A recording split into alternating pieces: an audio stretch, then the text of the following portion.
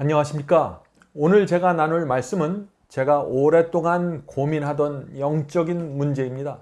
저는 여러 해 동안 어떻게 죄의 문제를 해결할 줄 몰라서 좌절했습니다. 또 참된 거듭남의 경험이 무엇인지 몰라서 방황했습니다. 그러다가 하나님의 은혜로 제가 진리를 발견하고 참된 의의 경험이 무엇인지 조금씩 깨닫게 되었습니다.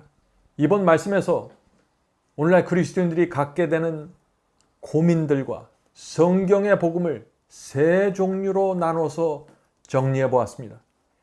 성령께서 여러분 각 개인을 영적인 고민에서 꺼내 주시고 소망과 빛으로 인도해 주시길 간절히 바랍니다.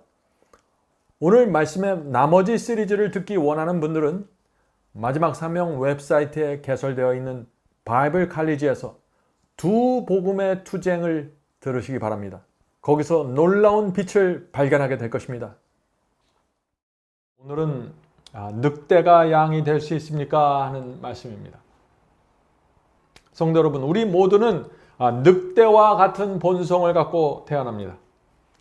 그런데 성경은 양같이 온유하게 부드럽게 살라고 말하고 있는 것입니다. 원수까지도 사랑하라고 말하고 있는 것입니다.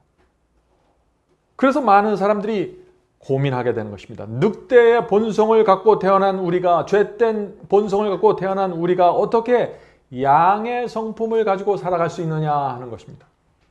오늘 우리가 이 문제를 살펴보도록 하겠습니다. 어느 날 농부가 산속을 걷다가 태어난 지 얼마 안 되는 늑대 새끼를 발견하게 되었습니다. 그는 그 늑대 새끼를 가슴에 품고 집으로 데려와서 잘 길렀습니다. 이듬해 봄이 되었을 때 이 농부는 이 어린 늑대를 양우리 안에 풀어주었습니다. 이 늑대는 자기가 양이라고 생각했겠죠? 그리고 그 양들이 있는 곳에 가서 뛰어놀고 시작했습니다. 자, 어린 늑대가 이 양들과 함께 풀밭에 이리저리 둥글고 풀을 먹으면서 지내려고 했는데 풀을 뜯어먹는데 자기는 다른 양들처럼 맛이 별로 없다는 것을 느끼게 되었겠죠. 양들이 노는 것처럼 자기도 놀려고 했는데 양들의 놀이는 자기에게 지루하고 재미가 없었습니다.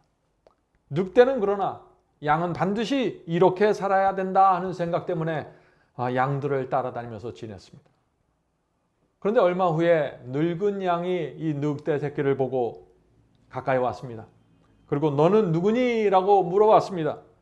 그러자 이 어린 늑대가 뭐라고 대답했을까요? 나는 양입니다 라고 대답했습니다. 이 늙은 양이 놀래서 네가 양이라고? 너는 양이 아니라 늑대야 라고 말했습니다. 이 어린 늑대가 얼마나 놀랐을까요? 자기는 지금까지 자기가 양인 줄 알았는데 늑대라고 지금 말하는 것입니다. 늙은 양에게 이 어린 늑대는 이렇게 자신의 소원을 말했습니다. 나는 정말 양이 되고 싶습니다. 나는 늑대가 싫습니다. 나는 내가 할 수 있는 모든 노력을 다하여 양이 되길 원합니다. 내가 어떻게 하면 양이 될 수 있을까요? 성도 여러분, 오늘날 많은 그리스도인들이 바로 이 고민을 갖고 살고 있는 것입니다. 늑대의 본성을 갖고 태어났는데 성경은 양이 되라고 요구하고 있는 것입니다. 그래서 고민이 되는 것입니다.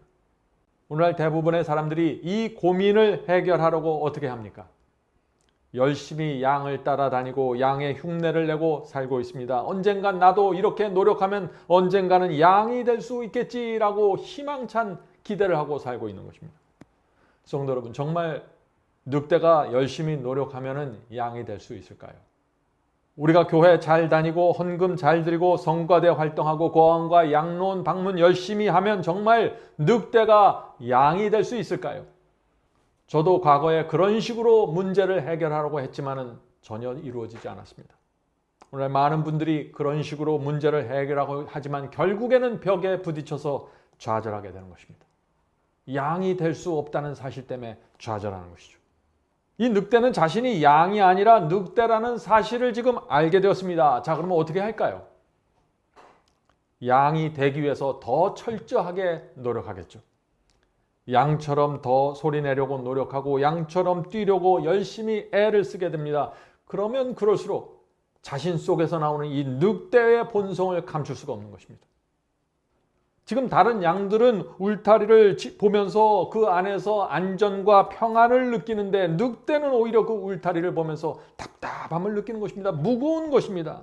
늘 울타리 밖으로 뛰쳐나가고 싶은 것입니다. 충동을 느끼는 것입니다. 그 늑대 마음속에 있는 이 충동을 억지로 참으면서 지내는 것이 참 얼마나 어려웠을까요?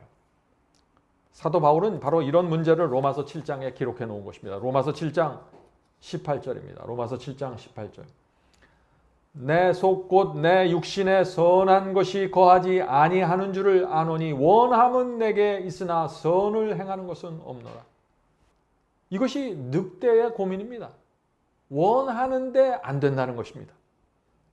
그래서 로마서 7장 24절에 이런 절규가 나오는 것입니다. 오호라 나는 곤고한 사람이로다. 이 사망의 몸에서 누가 나를 건져래. 성도 여러분, 많은 그리스도인들이 선을 행하려고 하는데 안 되는 것입니다. 늑대의 본성에 가로막혀서 그것을 뛰어넘지 못하는 것입니다. 혹시 여러분 중에 이런 좌절감을 갖고 사시는 분이 있습니까? 늑대가 양을 흉내내면 언젠가는 이런 절방의 벽에 부딪혀서 좌절하게 되는 것입니다. 흉내내서 될 일이 아닙니다. 이것은 근본적인 문제의 해결이 있어야 되는 것입니다. 성도 여러분, 우리 모두 늑대의 본성을 갖고 태어났습니다. 그것은 사실입니다. 그러나 성경은 은혜를 통해서 양으로 살아갈 수 있다고 말하고 있는 것입니다. 자, 그 말씀이 디도서에 있죠? 디도서 2장 11절, 12절, 14절을 읽겠습니다. 디도서 2장 11절, 12절, 14절입니다. 모든 사람에게 구원을 주시는 하나님의 은혜가 나타나 우리를 양육하시되. 자, 하나님의 은혜가 무엇입니까? 우리를 양육하는 것입니다. 자, 하나님의 은혜가 우리를 어떻게 양육할까요? 바울은 오늘날 사람들이 생각하는 그런 은혜와는 전혀 다른 은혜를 지금 여기서 말하고 있는 것입니다. 우리를 양육하시되 경건치 않은 것과 이 세상 정욕을 다 버리고. 성도 여러분, 은혜가 무엇입니까? 은혜는 세상 정욕을 다 버리게 만드는 것입니다. 은혜는 파워입니다. 은혜는 경건하지 않는 것들을 모두 버리도록 우리를 끌어가는 것입니다. 성도 여러분, 죄를 용서하는 것만 은혜가 아닙니다. 우리를 거룩하게 양육하는 것도 은혜입니다. 그것이 바울의 복음입니다. 거짓 복음에서는 용서하는 은혜만 강조합니다. 그래서 양으로 변화되는 승리의 복음을 보지 못하게 되는 것입니다. 은혜가 우리를 어떻게 변화시킬까요? 자, 계속해서 바울이 말씀하십니다. 근신함과 의로움과 경건함으로 이 세상에 살고 그가 우리를 대신하여 자신을 주심은 모든 불법에서 우리를 구속하시고. 자, 은혜가 무엇을 하나요? 모든 불법에서, 한두 가지가 아니라 모든 불법에서 성령께서 우리 마음속에 가르쳐 주시는 모든 불법과 죄로부터 우리를 구속하신다는 것입니다. 모든 불법에서 우리를 구속하시고 우리를 깨끗하게 하사 선한 일에 열심을 내는 친백성이 되게 하려 하십니다. 성도 여러분, 은혜가 우리 마음을 지배하면 어떻게 됩니까? 우리 마음이 정결하게 됩니다. 진심으로 선한 일을 열심히 하게 되는 것입니다. 구원 받으려고 하는 것이 아니죠. 지옥 가지 않으려고 선한 일을 하는 것이 아니죠. 성도 여러분, 은혜는 우리를 이끌어가는, 양육하는 파워입니다. 능력입니다.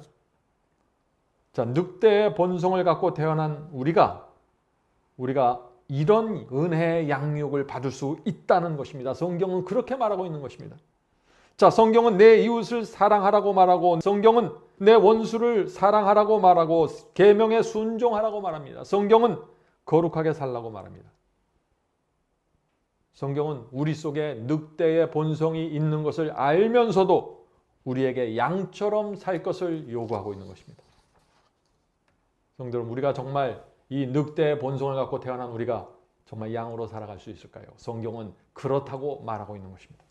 성도 여러분, 제가 잠깐 짧은 시간에 이것을 말했지만 늑대로 태어난 우리가 양으로 살아갈 수 있는가라는 이 질문은 지난 기독교 2000년 역사 동안 끊임없이 사람들이 던졌던 질문인 것입니다.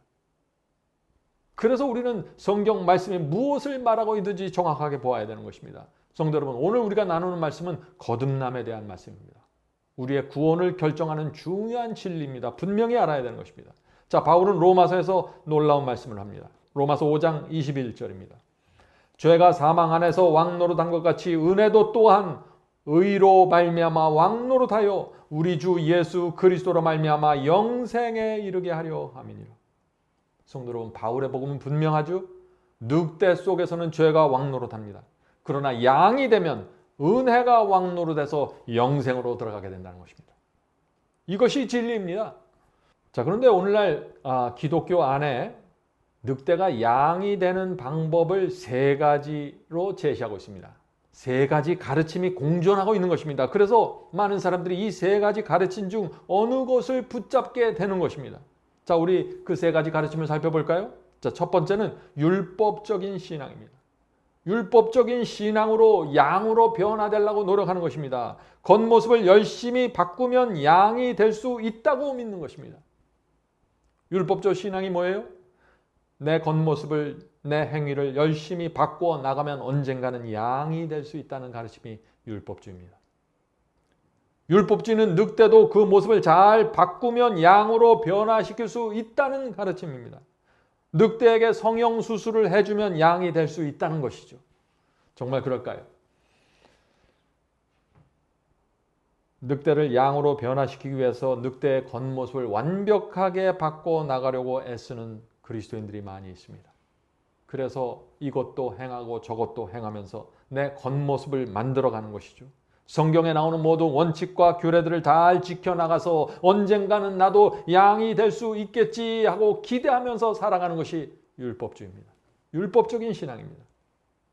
오늘날 교회 안에 그런 분들이 많이 있습니다. 특별히 내가 정말 말씀대로 살려고 결정한 분들 중에서 자신도 모르게 이런 율법적인 신앙의 늪에 빠져서 힘들게 살아가는 분들이 계신 것입니다.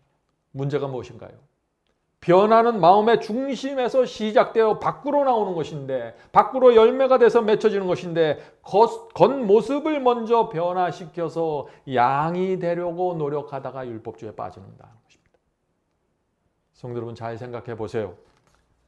늑대 위에 양의 탈을 씌우고 양처럼 말하는 훈련을 하고 연습을 하고 노력을 하고 털을 하얗게 만들고 그래서 언젠가는 양이 될 수 있을까요? 그렇게 되지 않습니다. 늑대의 본성이 올라오지 않게 금식하고 늑대가 좋아하는 어떤 쾌락과 정욕을 억지로 누르면서 제어하면서 양으로 살려고 노력하는 것이 얼마나 지속될 수 있을까요? 늑대는 굶어도 금욕을 해도 늑대일 뿐입니다. 기회가 오면 늑대의 본성을 여지없이 드러내는 것입니다. 오늘 많은 분들이 바로 이 문제에 부닥쳐서 큰 고민에 빠지는 것입니다. 성도 여러분, 자, 그렇다면 이 율법적인 신앙의 문제가 무엇입니까? 어디서부터 이 문제가 시작되는 것입니까? 그것은 겉다르고 속다른 위선자에서 바로 이 문제가 시작되는 것입니다. 마음속에는 이기심과 탐욕이 있는데 내가 구원을 바라보는 것입니다. 그래서 자꾸 내 외관을 바꿔나가는 것입니다. 마음속으로는 세상을 사랑하는데 겉모습과 행위를 경건한 양처럼 만들어가는 것입니다. 자, 그렇게 바꾸다 보면 겉모습이 어떻게 될까요? 사람들의 눈에 멋지게 보입니다. 경건하게 보입니다. 그래서 나 스스로 착각하게 되는 것입니다. 이렇게 열심히 바꾸다 보면 언젠간 양이 되어서 내가 구원에 이를 것이다 라는 희망을 갖게 되는 것이죠. 그렇게 겉모습을 다듬어 나가면은 나도 속을 뿐만 아니라 내 주변에 있는 사람들이 나를 보면서 경건하다고 또 말해주는 것입니다. 그래서 더 깊이 기만 가운데 들어가게 되는 것이죠. 성도 여러분, 바로 이것이 유대인들이 갖고 있었던 문제였고 오늘날에도 많은 성도들이 바로 이 문제에 부닥쳐서 넘어지고 있는 것입니다. 율법적 신앙으로 들어가면은요, 내 삶 전체가 종교적인 행위로 가득 차게 됩니다. 아침에 일찍 일어나서 예배드리고 참 좋은 의식들이, 좋은 행위들이, 좋은 의식들이 내 생애를 채우게 됩니다. 이것도 순종하고 저것도 순종하고 다른 사람들보다 훨씬 더 많이 순종하게 됩니다. 그러나 문제는 그 심령 속에 영혼의 평안과 구원의 기쁨이 없다는 것입니다. 문제는 그 속에서 성령께서 계속해서 정죄하는 음성을 주신다는 것입니다. 스스로 위선자라는 자책을 자꾸 받게 되는 것입니다. 그래서 이 율법적인 신앙에 빠져 있는 분들이 혼돈하는 것입니다. 자기는 분명히 많은 행위를 하고 있는데, 많은 순종을 하고 있는데 왜 내 속에서 자꾸 성령의 정죄하는 음성이 들려올까? 그 이유를 모르는 것입니다. 그래서 바울의 이런 말씀을 볼 때마다 마음이 괴로운 것입니다. 로마서 5장 1절입니다. 로마서 5장 1절. 우리가 믿음으로 의롭다 하심을 얻었은즉 우리 주 예수 그리스도로 말미암아 하나님으로 더불어 화평을 누리죠. 자, 바울이 여기서 무엇을 말하나요? 의롭다 하심을 받으면은 하나님과 화평을 누린다고 했습니다. 그런데 이 율법적인 신앙으로 들어가면 내 힘으로 내 노력으로 열심히 애쓰고 투쟁합니다. 열심히 순종합니다. 그런데 자꾸 지치고 좌절하게 됩니다. 하나님과 화평하지 못합니다. 내 마음이. 자꾸 성령께서 나를 정죄하는 느낌을 받게 되는 것입니다. 그래서 참담한 심령을 갖고 살아가게 되는 것이죠. 그렇게 되면은 또 내 행위가 부족하다 생각해서 더 많은 행위를 또 쌓아가는 것이죠. 악순환이 이루어지는 것입니다. 한쪽에서는 계속해서 선한 행위를 쌓아가고 다른 한쪽에서 늘 하나님의 눈치를 살피면서 살아가게 되는 것입니다. 성도 여러분, 이것은 참 참담한 경험입니다. 열심히 노력하고 애쓰는데 마치 출구가 없는 방에 갇혀 있는 느낌을 갖게 되는 것입니다. 자, 왜 이런 문제가 생길까요? 내적인 경험이 부족한 것입니다. 성령께서 역사에서 누룩처럼 내 마음을 지배하고 장악하셔야 되는데 마음을 변화시키는 이 경험이 빠져 있는 것입니다. 이 경험이 부족한 상태에서 자꾸 외적인 행위와 순종과 선한 일을 쌓아가는 것입니다. 얼마나 힘들까요? 성도 여러분, 율법주의의 문제가 무엇입니까? 이 율법주의의 문제는 아주 세미한 관찰이 필요한 것입니다. 한 손에는 세상을 붙잡고 있는데 다른 한 손에는 말씀에 순종하려고 애쓰는 노력이 붙잡고 있는 것입니다. 율법주의의 문제는 하나님의 말씀을 잘 지키려고 애쓰는 그것이 아닙니다. 잘 지키려고 애쓰는 그 자체는 좋은데 그 심령이 문제입니다. 그 심령이 자기를 높이고 있습니다. 심령 속에 세속이 스며들어 있습니다. 그래서 문제가 되는 것입니다. 성도 여러분, 이 세상에 대한 미련을 버리고 하늘만 바라보고 가셔야 됩니다. 반은 세상을 사랑하고 반은 하늘을 붙잡고 있는 그런 마음으로는 결코 이 복음의 중심으로 들어갈 수 없는 것입니다. 옛날 유대인들이 그랬습니다. 수많은 의식과 순종과 행위가 있었지만 그 마음에서 돈을 사랑했습니다. 두 주인을 섬기고 있었습니다. 그래서 율법적인 위선자가 될 수밖에 없었던 것이죠. 히브리서 7장 16절 보겠습니다. 히브리서 7장 16절. 율법주의의 신앙에 빠져 있는 분들은 이 말씀을 좀 깊이 살펴봐야 됩니다. 히브리서 7장 16절입니다. 그리스도는 육체에 상관된 계명의 법을 쫓지 아니하고 오직 무궁한 생명의 능력을 쫓아낸 것이니. 자, 율법적 신앙에 벗어나려면 어떻게 돼요? 법과 원칙을 쫓아가는 대신 생명을 먼저 쫓아가야 되는 것입니다. 저는 법과 원칙을 폐지하라는 말이 아닙니다. 영적인 경험에 있어서 순서가 중요하다는 것입니다. 먼저 생명을 쫓아가야 되는 것입니다. 성령을 쫓아가야 됩니다. 그러면 내 삶에서 계명과 원칙이 자연스럽게 세워지게 된다는 것입니다.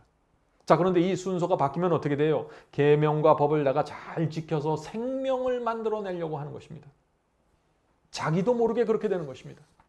성도 여러분, 부모를 공경하라는 계명은 반드시 지켜야 되는 도덕률입니다. 그러나 그 도덕률 자체에는 그것을 지킬 수 있는 생명력이 없는 것입니다. 이것은 하늘로부터 내려오는 새로운 에너지를 받아야 되는 것입니다. 그래서 성경은 누룩과 같은 성령의 역사가 필요하다고 말하고 있는 것입니다. 마태복음 13장 33절입니다. 마태복음 13장 33절. 이 비유로 말씀하시되 천국은 마치 여자가 가루 서말 속에 갖다 넣어 전부 부풀게 한 누룩과 같으니라. 밀가루 반죽을 할 때 아주 좋은 누룩, 이스트를 넣으면 어떻게 됩니까? 이 밀가루가 반죽이 속에서부터 서서히 부풀어 오죠. 누룩이 이렇게 들어가서 서서히 밀가루 반죽을 부풀어 올려야만 그 빵이 아주 가볍고 맛있게 됩니다. 우리 그리스도인의 경험도 마찬가지입니다. 속에서부터 성령의 역사가 나와야 되는 것입니다. 마음이 속에서부터 변화되어야 밝고 매력 있는 그리스도인, 능력 있는 그리스도인이 될 수 있다는 것입니다. Christ Object Lesson 97페이지에 있는 말씀을 읽겠습니다. 이 말씀은 이 누룩의 변화에 대한 참 좋은 말씀입니다. 가루 속에 넣은 누룩이 속에서부터 불풀게 하는 작용을 일으켜 점차 밖으로 나오는 것처럼 하나님의 은혜가 우리의 생애를 변화시키는 역사도 먼저 마음속이 새로워짐으로 이루어진다. 자, 마음속이 새로워지는 이 경험이 중요한 것입니다. 이 경험을 정확하게 내가 이해하고 내 것으로 받아들이지 못하면 완전히 신앙이 다른 쪽으로 흘러가 버려요. 율법주의로 빠질 수도 있고 자유주의로 빠질 수도 있는 것입니다. 자, 계속해서 읽어보죠. 외적인 개선만으로는 우리를 하나님과 화목케 하기에 충분하지 않다. 그렇죠? 내가 외적으로 무엇을 자꾸 개선하고 바꾸고 고쳐 나간다고 해서 내가 하나님과 화목될 수 없다는 것입니다. 화목은 마음과 마음이 하는 것입니다. 이런 학습 저런 학습을 교정함으로 품성을 개선하려고 노력하는 사람들이 많이 있다. 그러나 이러한 방법으로는 그리스도인이 되기를 바라는 사람들은 출발부터가 잘못된 것이다. 율법주의자의 문제가 뭐예요? 출발부터 잘못한 것입니다. 출발점이 잘못된 것입니다. 우리는 먼저 마음에서부터 시작해야 된다. 신앙을 고백하는 것과 마음속의 진리를 간직하고 있는 것은 전혀 다른 것이다. 그렇죠? 이 율법주의적인 신앙에 빠진 분들도 그리스도의 십자가를 믿는다고 그러고 은혜로 변화된다고 말을 합니다. 다 고백은 다 똑같이 해요. 그러나 무엇이 문제예요? 마음속에 간직된 진리, 마음속에서 이루어지고 있는 경험이 다르다는 것입니다. 진리를 아는 것만으로는 넉넉치 않다. 우리가 진리를 안다고 하면서도 우리의 생각의 방향을 바꾸지 않을 수 있다. 마음이 먼저 변화되고 성화되어야 한다. 성도 여러분, 바로 이것이 복음의 핵심입니다. 누룩이 속에서부터 부풀려 오는 경험이 필요한 것입니다. 이 경험을 하지 못하면 교회를 평생 다녀도 늑대의 본성에 사로잡혀서 끌려다니면서 참담한 삶을 살게 되는 것입니다. 성도 여러분, 어떤 분들은 이런 질문을 합니다. 그 누룩이 속에서부터 부풀려 오르는 그 경험이 무엇입니까?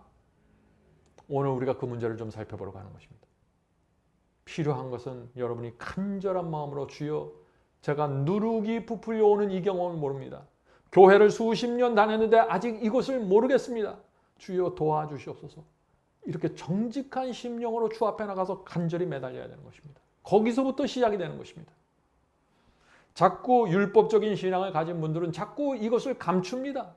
내 부족한 경험을 자꾸 행위로서 덮어가면서 내 속에 있는 문제를 자꾸 감추려고 노력하다가 좌절에 부닥치게 된다는 것입니다. 자, 바울이 로마서 8장에서 이 문제 해결책을 제시합니다. 어떻게 제시하나요? 빚진 자의 심령이 필요하다고 말하는 것입니다. 이것은 제가 항상 강조하는 말씀이죠. 로마서 8장 12절입니다. 우리가 빚진 자로 돼 육신에게 져서 육신대로 살 것이 아니라.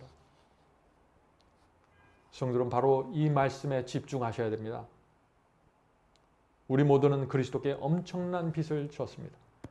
나를 구원하기 위해서 하나님의 아들이 죽었습니다. 초대교회는 이 복음 하나로 세상을 뒤집어 놓았습니다. 오늘날 우리는 왜 이 복음의 중심에 들어가 있는데, 가장 밝은 빛 속에 있는데 왜 이 빚진 자의 심령이라는 이 복음을 갖고도 율법적인 신앙에 빠지고 자유주의 신앙으로 빠져나갈까요? 그것은 참 이상한 것이죠. 이제 금욕주의나 허망한 율법주의 다 내려놓고 하나님께 나가 빚진 자가 되셔야 합니다. 거기서부터 희망이 시작되는 것입니다. 참된 복음은 거기서부터 시작되는 것입니다. 두 번째는 오늘날 기독교에서 가장 인기 있는 복음입니다. 그것은 거짓 복음입니다. 그것은 값싼 은혜의 복음입니다. 그것은 늑대로 살아도 하나님께서 양으로 여겨주신다는 복음입니다. 늑대로 살아도 하나님께서 양으로 여겨주신다는 복음입니다. 얼마나 멋지게 들립니까? 오늘날 거짓 복음을 받아들인 사람들은 그래서 이렇게 말합니다. 우리는 태어날 때부터 늑대의 본성을 갖고 태어났기 때문에 늑대처럼 살 수밖에 없습니다. 늑대는 본성 자체가 죄덩어리이기 때문에 죄를 이길 수가 없는 것입니다. 그러므로 우리는 은혜로만 구원받을 수 있는 것입니다. 우리의 모습 그대로 주께서 구원해 주십니다. 주님을 믿는 한 결코 구원을 잃어버릴 수 없습니다. 늑대임에도 불구하고 구원해 주시기 때문에 그것을 은혜라고 부르는 것입니다. 성도 여러분, 오늘 많은 분들이, 정말 많은 분들이 이 복음을 붙잡고 살아가고 있습니다. 그런데 여러분 아십니까? 지금 제가 읽은 이 말처럼 주님의 마음을 아프게 하는 말은 없는 것입니다. 주께서는 우리의 죄 때문에 십자가에서 처참하게 달려서 돌아가셨는데, 죄 때문에 지옥의 저주와 고통을 당하셨는데, 나는 죄를 붙잡고 있어도 은혜로 구원을 받을 수 있다고 말하니 이게 웬 말입니까? 성경의 진리를 보셔야 됩니다. 성경은 분명합니다. 이면에 있어서. 고린도후서 2장 14절입니다. 항상 우리를 그리스도 안에서 이기게 하시고, 분명하죠? 성경은 승리를 약속하고 있는 것입니다. 항상 우리를 그리스도 안에서 이기게 하시고 우리로 말미암아 각 처에서 그리스도를 아는 냄새를 나타내시는 하나님께 감사하노라. 얼마나 분명한 말씀입니까? 늑대의 본성에서 악한 욕망이 올라올지라도 그리스도 안에서 승리가 있다는 것을 지금 바울이 말하고 있는 것입니다. 그리스도를 아는 냄새를 어떤 상황 속에서도 풍겨낼 수 있다고 지금 말하고 있는 것입니다. 그래서 하나님께 감사하다는 것입니다. 거짓 복음은 바로 여기서 문제가 생기는 것입니다. 성도 여러분, 우리가 복음을 말할 때, 복음을 찾을 때, 복음을 구별할 때 우리는 누구의 복음을 들어야 될까요? 그것은 초대교회에서 오순절 성령을 받았던 그 제자들과 그때의 성도들이 어떤 복음을 믿고 전파했는지 그것을 보아야 되는 것입니다. 어떤 교파의 복음, 어떤 교파의 교리가 아닙니다. 오순절 성령으로 충만했던 그들의 복음과 그들의 경험을 우리의 목표로 놓고 바라봐야 되는 것입니다. 그러면은 미혹당하지 않습니다. 성도 여러분, 하나님의 복음을 내 수준, 내 경험에 맞춰서 끌어내려고 하지 마십시오. 굉장히 위험한 것입니다. 그런 정신을 가지고 있으면 거짓 복음에서 빠져나올 수가 없는 것입니다.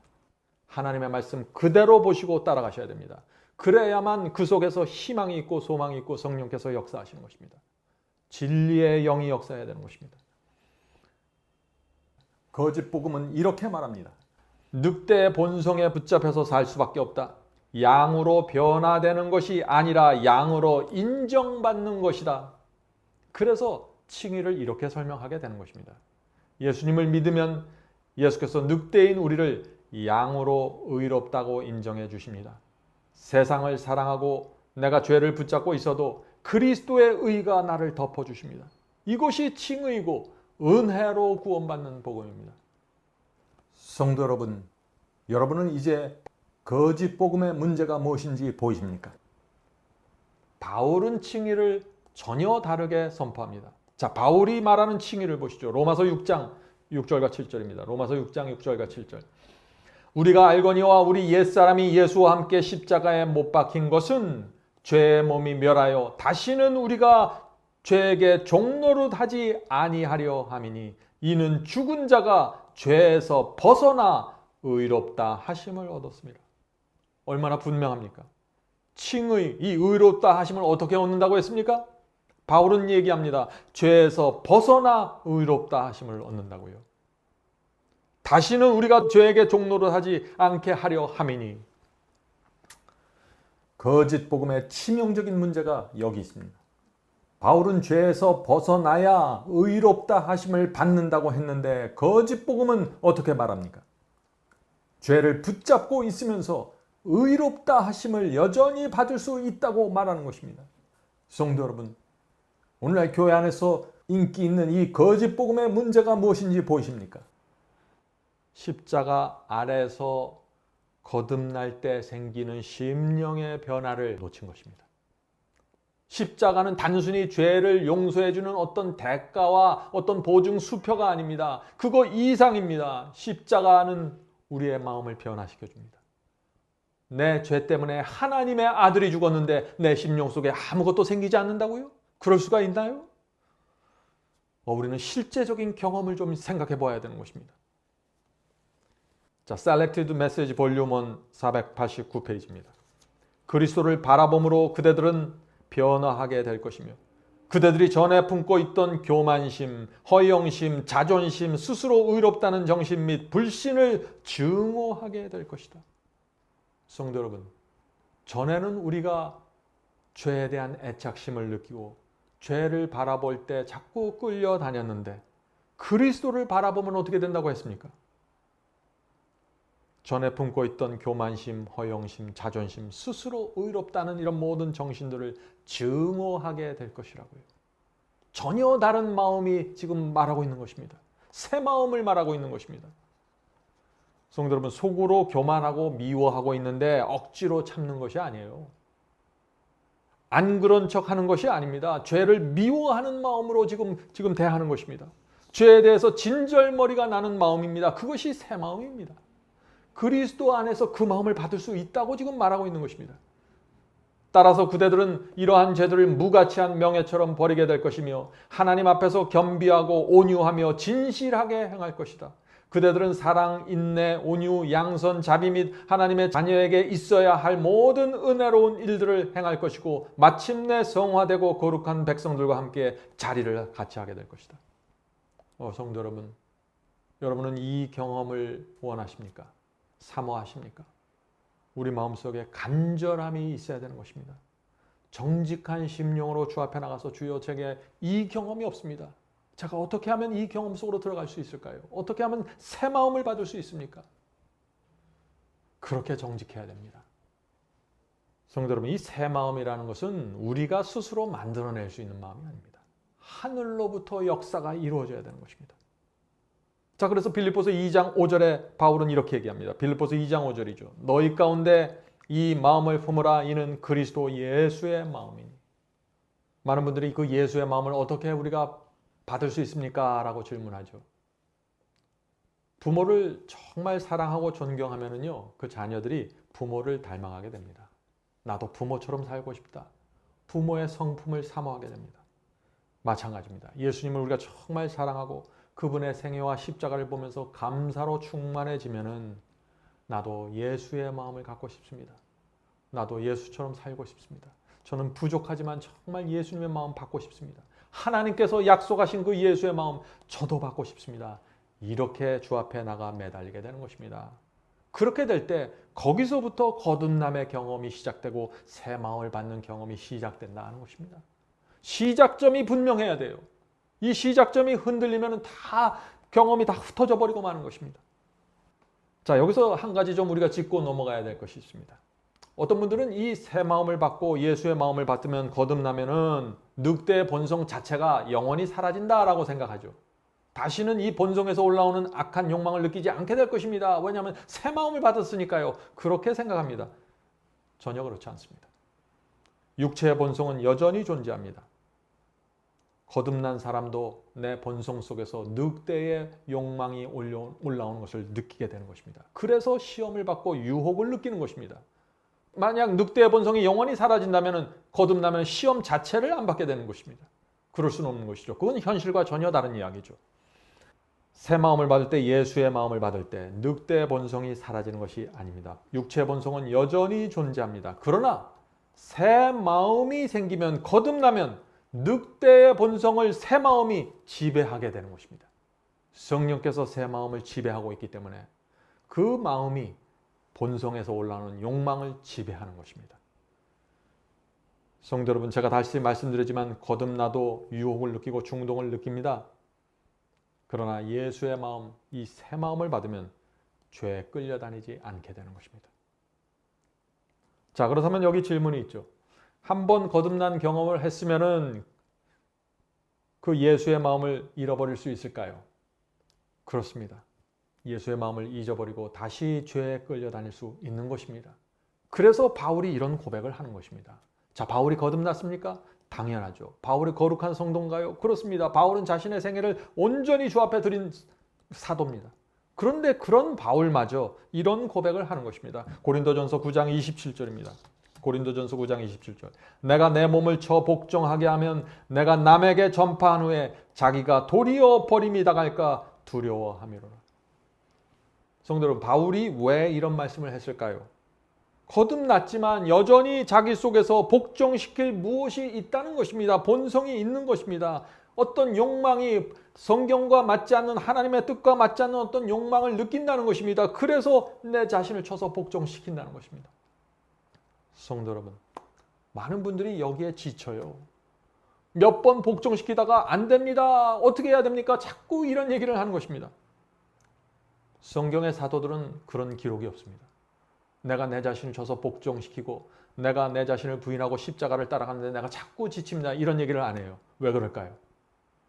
그들은 하나님의 은혜를 깊이 받은 사람입니다. 십자가의 은혜 속으로 들어가 버린 사람입니다. 빚진 자의 심령을 갖고 있습니다. 성도 여러분, 이 제자들과 사도들에게는 십자가는 진실이었습니다. 부활도 진실이었고 모든 것이 사실이었습니다. 십자가와 부활과 이 기독교 신앙 자체가 우리에게 정말 사실인가요? 정말 진짜입니까? 진짜이면 지칠 수가 없는 것이죠. 어떻게 이 엄청난 위대한 영광과 위대한 하나님을 앞에 놓고 지칠 수가 있을까요? 하나님이 나를 위해서 죽었고 나를 위해서 반드시 구원하기 위해서 나를 끌고 가시는데 어떻게 내가 감히 그 앞에서 지친다고 얘기할 수 있을까요? 왜 지칠까요? 한쪽에서는 세상을 사랑하는데 한쪽에서는 하나님을 따라가려고 하니까 자꾸 지치는 것입니다. 내 마음이 온전히 받쳐지면 지치질 않습니다. 거짓 복음을 믿는 분들의 문제점 중에 하나는 거듭남을 잃어버릴 수 있다는 현실을 인정하지 않는 것입니다. 그래서 자기가 실제로 거듭남을 잃어버렸고 새 마음을 잃어버렸고 지금 죄에 끌려 다니고 있음에도 불구하고 여전히 자신은 구원받았다고 주장하는 것입니다. 왜요? 한 번 구원받으면 한 번 거듭나면 그것은 계속해서 지속된다고 자꾸 믿는 것이죠. 그래서 이렇게 말하는 것입니다. 우리 모두는 늑대입니다. 비록 우리가 양은 아니지만 하나님께서 우리가 주님을 믿고 있기 때문에 양이 된 것으로 여겨주시는 것입니다. 바로 그것이 하나님의 은혜입니다. 라고 자꾸 말하는 것입니다. 정말 그럴까요? 양이 아닌데 내 속에서 지금 이 늑대 본성이 나를 지배하고 있는데 하나님께서 나를 양으로 여겨주시는 것일까요? 그것이 성경의 복음입니까? 예수님의 말씀을 들어봐야 합니다. 예수님의 말씀은 분명합니다. 마태복음 7장 16절부터 20절입니다. 마태복음 7장 16절부터 20절. 그의 열매로 그들을 알지니 가시나무에서 포도를 또는 엉겅퀴에서 무화과를 따겠느냐. 이와 같이 좋은 나무마다 아름다운 열매를 맺고 못된 나무가 나쁜 열매를 맺나니 좋은 나무가 나쁜 열매를 맺을 수 없고 못된 나무가 아름다운 열매를 맺을 수 없느니라. 아름다운 열매를 맺지 아니하는 나무마다 찍혀서 불에 던지우니라. 그러므로 그의 열매로 그들을 알리라. 얼마나 분명한 말씀입니까? 여기 어디 오해의 소지가 전혀 없는 말씀이죠. 늑대의 말을 하고 늑대의 생각을 하고 늑대의 계획을 하고 늑대처럼 살아가는데 그것은 늑대라는 것입니다. 그렇다면 그것을 양이라고 말할 수 없다는 것이죠. 좋은 나무가 아니라 나쁜 나무라는 것입니다. 아름다운 열매가 아니라 나쁜 열매라는 것입니다.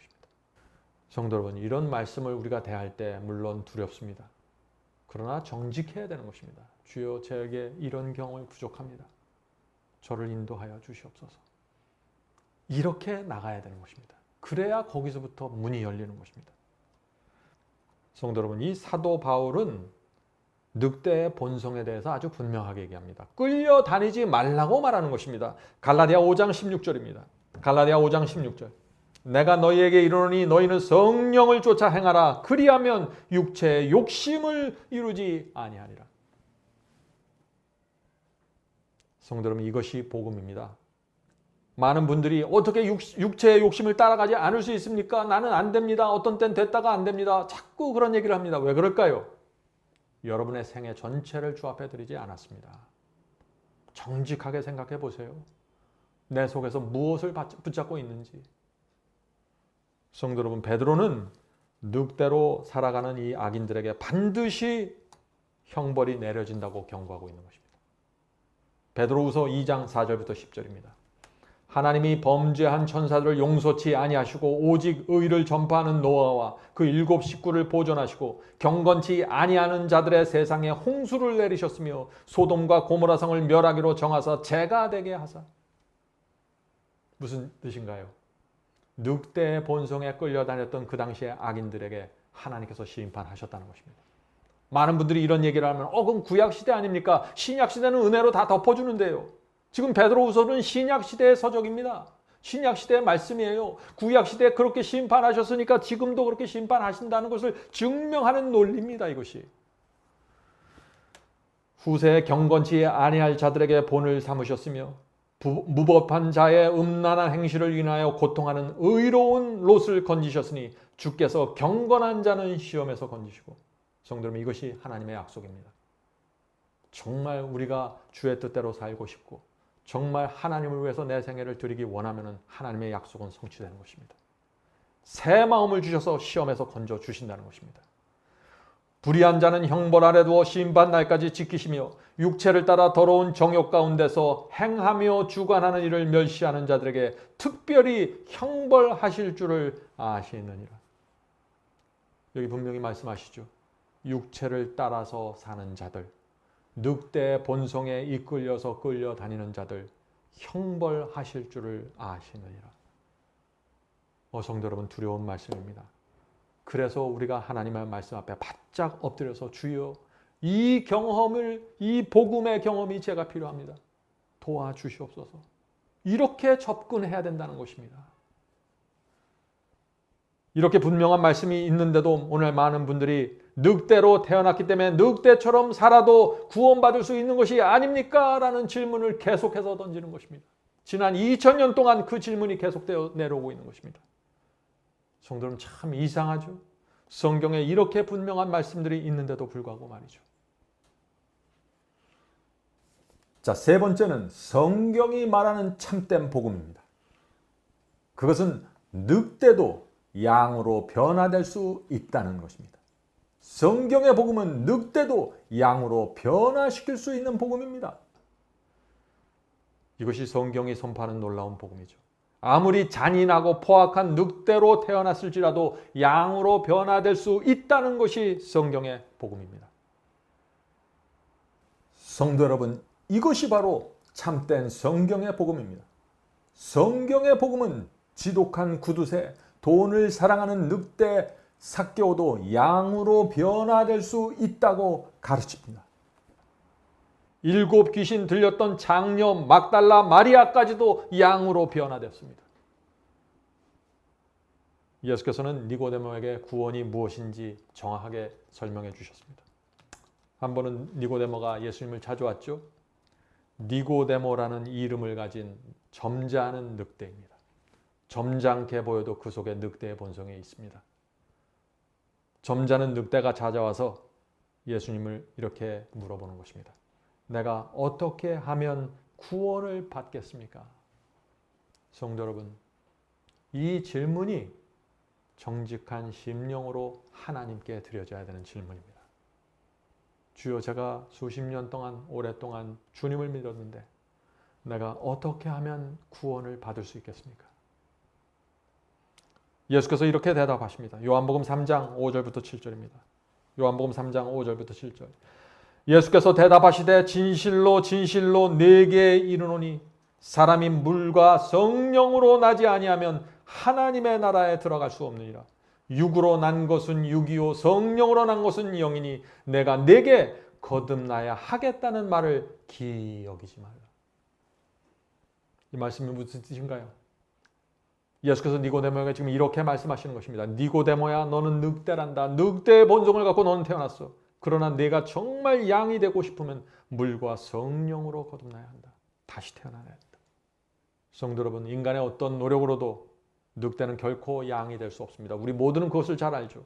아무리 겉을 뜯어고쳐 보세요. 양이 될 수 없는 것입니다. 이런 악습 저런 악습 다 뜯어고쳐 보세요. 안 되는 것입니다. 그러나 사람이 할 수 없는 일을 하나님께서는 하시는 것입니다. 하나님이니까 이것이 가능한 것입니다. 여러분들 아멘 하시겠습니까? 성도 여러분, 늑대가 양으로 변화될 수 있는 유일한 방법이 무엇입니까? 그것은 하나님께서 늑대의 육체를 갖고 태어난 우리 속에서 양의 마음을 창조해 주시는 것입니다. 하나님께서 그러면 다 해주시나요? 우리가 할 부분은 없습니까? 우리의 몫이 또 있는 것입니다. 자, 그것이 무엇일까요? 우리는 우리의 마음을 하나님께 드려야 됩니다. 굴복해야 됩니다. 주여, 제가 주 앞에 나왔습니다. 제 마음을 드립니다. 주여, 제 마음 속에 새 마음을 회복시켜 주시옵소서. 창조해 주시옵소서. 내 생애를 주님께 드리기 원합니다. 받아 주시옵소서. 그것만이 유일한 희망이라는 것을 제가 압니다. 이제는 하나님께서 해주셔야 제가 이런 참담한 형편에서 제가 벗어날 수 있습니다. 우리가 이렇게 하나님 앞에 나가면은 거기서부터 하나님께서 움직이십니다. 성도 여러분, 우리가 정말 십자가의 은혜를 조금이라도 안다면은 우리는 우리 자신을 주님께 드리고 싶어서 애를 쓸 것입니다. 그런 사람들의 심령 속에 성령께서 들어가셔서 누룩처럼 역사하시는 것입니다. 아주 조용히 그러나 분명하게 역사하십니다. 성도 여러분, 우리가 이런 경험을 갖는데 어느 날 갑자기 이루어지는 것이 아닙니다. 깊은 죄에 빠져서 절망을 느껴보시는 것도 필요합니다. 의를 사모하기 위해서 애쓰는 그 심정도 필요합니다. 하나님께서 우리의 생애를 통해서 이런 경험 저런 쓴맛을 보게 하시면서 복음으로 가게 하는 것입니다. 이제 오늘 말씀의 결론으로 들어가겠습니다. 저도 처음에 주님을 믿기 시작했을 때 율법적인 신앙으로 들어가서 깊이 고민하고 절망했던 적이 있습니다.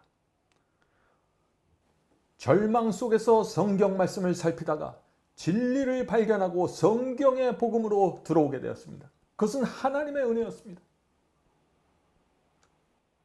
그런데 어떤 분들은 또 다른 상황이 생기는 것입니다. 어떤 분들은 오랫동안 율법적인 신앙을 하면서 허무함을 느낍니다. 저도 그랬던 것처럼 허무함을 느끼는 것입니다. 아무리 해도 안 된다는 좌절감을 맛보는 것입니다. 그래서 방향을 바꾸기로 결정하는데 이때 문제가 생기는 것입니다.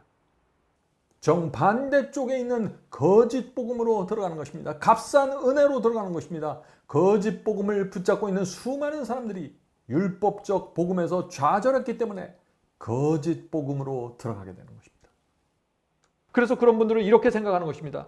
내가 오랫동안 말씀대로 살려고 애썼는데 결국 위선자가 되었습니다. 죄인은 어차피 은혜로 구원받을 수 없는 것이 아닙니까? 죄인은 죄를 이길 수 없습니다. 하나님의 은혜가 전부입니다. 이런 복음을 붙잡게 된다는 것입니다. 무엇이 문제인가요? 참된 거듭남의 경험이 무엇인지 놓친 채 율법주의 신앙으로 들어가 버린 것입니다. 그래서 승리의 복음을 경험하지 못했던 것입니다. 그런 입장에 있을 때 죄를 인정해주고 없는 곳으로 덮어주는 거짓 복음이 가까이 오면 어떻게 될까요? 그것을 덥석 붙잡게 되는 것입니다. 인간의 심리가 다 그런 것입니다. 어떤 분들은 거짓 복음으로 신앙을 시작합니다. 거짓 복음은 죄를 덮어주고 불순종하는 사람에게도 구원을 선포해주기 때문에 그 매력과 달콤함에 끌려서 거짓 복음에 빠지게 되는 것입니다. 그래서 처음에 거짓 복음을 받고 따라가지만 그 중에 어떤 정직한 성도들은 성령께서 그들의 양심을 괴롭히시기 때문에 고민하게 되는 것입니다. 성령께서 그에게 이렇게 말하는 것입니다. 내가 구원받았다고 말은 하는데 내 마음과 삶을 봐라. 내가 죄를 붙잡고 있고 세상을 사랑하는데 어떻게 구원받았다고 말할 수 있니? 라는 세미한 성령의 음성을 듣게 됩니다. 그래서 그런 분들은 깊은 고민에 빠져서 성경 말씀을 살피다가 성경이 말하는 참된 복음을 만나게 되는 것입니다. 성도 여러분, 우리가 시작은 어떻게 하든지 간에 정직한 심령이 중요한 것입니다. 정직한 심령으로 하나님 말씀 앞에 서면은 인도함을 받을 수 있는 것입니다. 내 자존심을 내세우려고 하지 말고 자아를 높이려고 하지 말고 이렇게 기도해야 하는 것입니다. 주님 율법을 지키려고 노력했는데 안 됩니다. 내 스스로 구원받았다고 스스로 위로하려고 애썼지만 그것도 허사입니다. 주님 무엇이 문제입니까? 가르쳐 주시옵소서. 어떻게 하면 세상을 사랑하는 이 마음을 제가 버릴 수 있을까요? 성도 여러분, 우리가 이렇게 하나님과 소통해야만 거기에 소망이 생기게 되는 것입니다. 그런 분들은 반드시 진리를 만나게 됩니다. 진리의 영께서 여러분의 손에 복음을 쥐어주게 될 것입니다. 자, 제가 다시 한번 질문을 드립니다. 늑대의 본성을 갖고 태어난 우리가 어떻게 하면 거듭날 수 있을까요? 우리가 할 수 있는 것은 아무것도 없습니다. 할 수 있는 것이 하나가 있는데 그것은 하나님께 매달리는 것입니다. 새 마음을 갖게 해달라고 간구하는 것입니다. 베데스다 연못에서 38년 동안 기다렸던 그 안진뱅이의 그 절박한 심령으로 주여 저를 불쌍히 여기시옵소서. 그런 마음으로 주 앞에 달려가야 되는 것입니다. 오랫동안 양심의 가책 때문에 고통당한 영혼들 소망이 있는 것입니다. 죄에 이리저리 끌려다니면서 지쳐있는 영혼들, 절박하게 매달릴 수 있는 준비가 되어 있는 것입니다. 성도 여러분, 예수님의 옷자락을 만졌던 혈루병 여인처럼 구세주를 향해서 간절한 심령으로 손을 뻗을 수 있는 영혼들이 있는 것입니다. 그들에게 소망이 있는 것입니다. 인간적으로 이것저것 다 해봤습니다. 이런 노력 저런 투족 다 해봤습니다. 그런데 모두 실패했습니다. 그런 성도들은 어떻게 될까요? 다 내려놓고 모든 것을 버리고 주여 살려주시옵소서. 제가 이제 주 앞에 갑니다. 그동안 오랜 세월 동안 이것도 해보고 저것도 해보고 다 해봤는데 안 됩니다. 주여. 이제 주께 나갑니다. 붙잡아 주시옵소서. 이것이 거듭남과 구원의 경험의 시작입니다. 성령께서 우리의 심령을 여기까지 이끌어 주시면은 늑대가 양으로 변화되는 그 하나님의 창조의 역사가 시작되는 것입니다. 죄책감과 세속에 지친 우리의 마음을 성령께서 오셔서 만져주시고 위로해 주실 것입니다. 그런 역사가 일어날 때 죄책감이 사라지고 오랫동안 주님을 믿었는데 한 번도 해보지 못했던 회개의 경험을 하게 되는 것입니다. 성도 여러분, 이 타락하고 죄된 본성을 가진 우리 인간이 그냥 인스턴트 식품을 먹는 것처럼 라면 하나 끓여서 먹는 것처럼 그렇게 쉽게 회개의 경험하고 쉽게 고백하고 주 앞에 나가서 거듭남의 경험을 하는 것이 아닙니다. 우리의 죄의 깊이를 보셔야 돼요. 내가 얼마나 큰 죄에 붙잡혀 있는지 그 뿌리가 얼마나 깊이 박혀 있는지 알면 알수록 우리는 주 앞에 절박한 심령으로 나갈 수밖에 없는 것입니다. 그러나 그 죄가 무엇인지 모르고 얄팍한 신앙으로 살아왔으면 이런 엄청난 복음을 받았을 때 당황하게 되는 것입니다. 자기가 누군지를 모르는 것이죠. 이래서 우리가 회개를 하게 되면 진심으로 진리를 사모하게 되는 것입니다. 내가 어떻게 해야 하나님께 이제부터 영광을 돌릴 수 있을까요? 그것을 고민하는 것입니다. 이런 마음이 우리 속에 시작되면 율법주의나 거짓 복음이 전혀 발붙일 틈이 없는 것입니다. 순수한 복음의 경험입니다. 자, 히브리서 4장 2절을 읽겠습니다. 히브리서 4장 2절입니다. 그들은 들은 바 말씀이 저에게 유익이 되지 않는 것은, 자, 말씀을 들었는데 유익이 되지 않는다는 것입니다. 왜 그럴까요? 듣는 자가 믿음을 화합지 아니함이라. 성도 여러분, 성경을 읽을 때 하나님의 말씀에 우리가 믿음으로 화답해야 됩니다. 네, 하나님 이렇게 말씀하셨죠. 제가 그렇게 행하겠습니다. 순종하겠습니다. 라고 화답해야 된다는 것입니다. 그렇게 화답하려면 무엇이 필요한가요? 절박한 마음이 필요한 것입니다. 제가 오늘 이 절박하다는 표현을 여러 번 반복하죠. 키워드입니다. 하나님의 말씀이 내게 유일한 희망이라는 절박함이 있어야 되는 것입니다. 그런 절박함으로 내가 말씀을 받으면 그 말씀은 내 속에 들어가서 말라서 죽어가던 영혼을 소생시키고 생명을 일으켜주는 것입니다. 능력이 되는 것입니다. 하나님의 말씀은 문자나 기록이 아닙니다. 그것은 능력으로 내 속에 임하게 되는 것입니다. 성도 여러분, 이렇게 절박한 심령으로 하나님의 말씀에 가까이 가는 사람들은 성령께서 그 마음을 지배할 수 있고 늑대의 본성이 존재하지만 그 지배력을 잃어버리게 되는 것입니다. 죄가 떨어져 나가게 되는 것입니다. 전에는 조금만 자존심을 건드려도 참지 못하고 몇 날, 며칠, 몇 달을 누워서 잠을 못 자는데 이제는 똑같은 말을 들어도 시험이 되지를 않는 것입니다. 왜 그럴까요? 성령께서 내 속에 들어와셔서 그 죄된 본성을 지배하고 있기 때문입니다. 새 마음을 받은 것입니다. 성도 여러분, 이 늑대의 본성이 지배력을 잃어버리는 그 경험을 이해하셔야 됩니다. 그것은 뭐냐면은 은혜가 내 속에 들어와서 왕노릇하는 경험입니다. 성도 여러분, 그것이 바로 내 육체가 십자가에 못 박히는 경험인 것입니다. 말씀이 생명수가 되고 성령께서 그 말씀을 타고 내 심령 속에 들어가서 나를 감동시키기 때문에 내가 육체를 못 박게 되는 것입니다. 육체에서 올라오는 욕망을 밀어버리는 것입니다. 그것이 죄로부터의 구원입니다. 자, 이제 말씀을 마치겠습니다. 성도 여러분, 하나님께서 내 인생의 주인이 되셔야 합니다. 하나님 앞에 이런저런 핑계 대지 말고 주여 하나님이 주인입니다. 말씀만 하옵소서. 제가 여기 있겠습니다. 이렇게 될 때 놀라운 일들이 우리 인생 속에서 시작되는 것입니다. 성경에 나오는 믿음의 조상들의 이야기가 나의 이야기가 되는 것입니다. 아브라함과 야곱이 왜 그렇게 살았고 왜 그런 결정을 했으며 왜 그런 신앙을 가졌는지 내가 이해할 수 있게 되는 것입니다. 예수님의 발을 자신의 머리카락으로 씻겼던 그 막달라 마리아의 마음이 이해가 되는 것입니다. 성경에 나오는 그 영적인 경험이 이해가 되면서 나와 동질감을 느끼게 되는 것입니다. 왜 그럴까요? 왜냐하면 내 속에도 그들이 가졌던 그 마음이 생겨버렸기 때문이죠. 그래서 삭개오의 회개가 내게 당연한 것으로 느껴지게 되는 것입니다. 하나님을 위해서 애굽 왕의 자리를 포기했던 그 모세의 마음이 내 마음이 되고 나도 그런 결정을 하면서 주님을 섬기고 싶다 하는 소원이 생기는 것입니다. 성도 여러분, 이것이 늑대가 양으로 변화할 때 생기는 하늘의 역사입니다. 이것을 어떻게 말로 표현할 수 있을까요? 오늘 제가 최선을 다해서 이것을 말로 표현했지만 이것은 여러분의 경험으로 이해해야 될 부분입니다. 이런 변화들이 우리 속에 생기면 하나님은 내게 있어서 모든 것이 되는 것입니다. 그래서 우리의 마음은 행복과 기쁨과 감사로 채워지는 것입니다. 희생과 봉사가 자연스러운 열매가 되는 것이죠. 고난이 올 때 시련 속에서 고민하지만 결국 내 마음을 드리고 충성의 길을 가게 되는 것입니다. 성령께서 우리의 마음의 눈을 열어주셔서 참된 복음의 경험을 이해케 해주시기를 간절히 바랍니다.